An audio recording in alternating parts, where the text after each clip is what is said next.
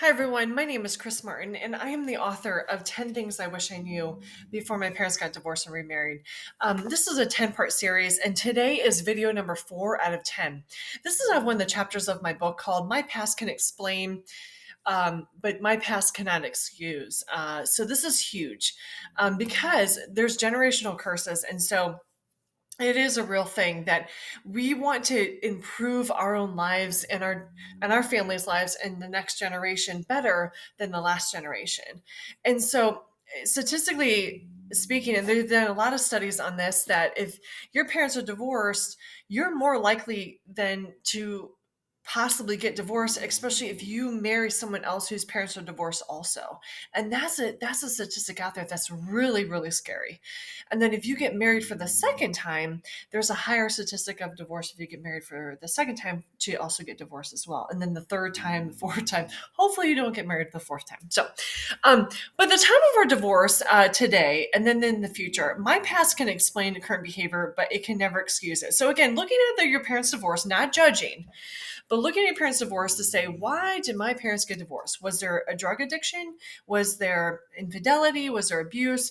Was there they just didn't want to be married anymore? What was the cause of that? Not to judge and just say, okay, am I predispositioned to fall into XYZ traps of that same type of behavior, because that's what I grew up with. That's what I witnessed. And that was my example. This is, again, not to judge, but now over 18, we're now legal adults. And so I ran into people that I knew from my childhood. And so I would ask them, I'm like, okay, so how are you doing? Your parents got divorced. And so where are you at now in your journey? And so, um, well, you want everyone to do well. You want yourself to do well. So this video is for you to, okay, say, okay, I cannot excuse or blame our behavior in historical current family circumstances. Drug addiction, examples are relationships, abuse. We choose the path that we are currently on because what I have seen is that not all families after they get divorced improve.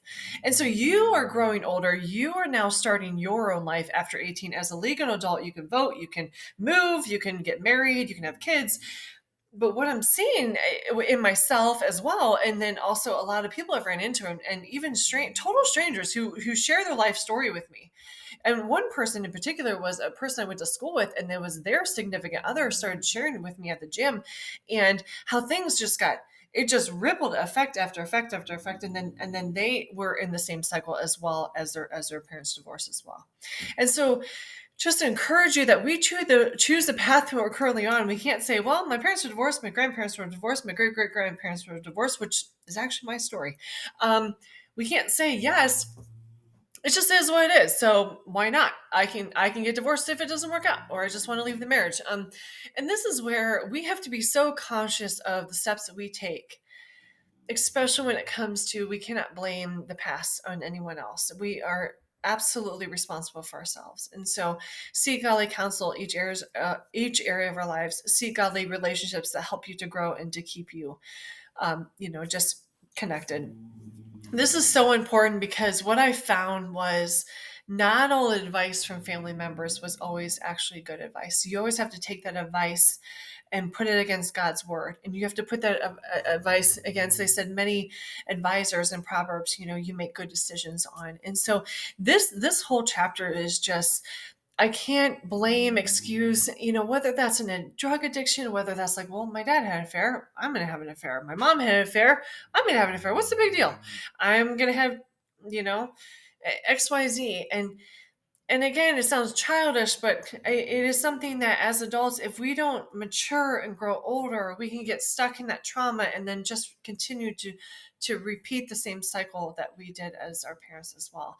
And so this should be our motivation and our encouragement for ourselves, just to only look at ourselves as the only person we can change. We cannot change anything or anyone else. And this is, again, not to judge, but to say, okay, how can I grow and how can I make the best of the situation?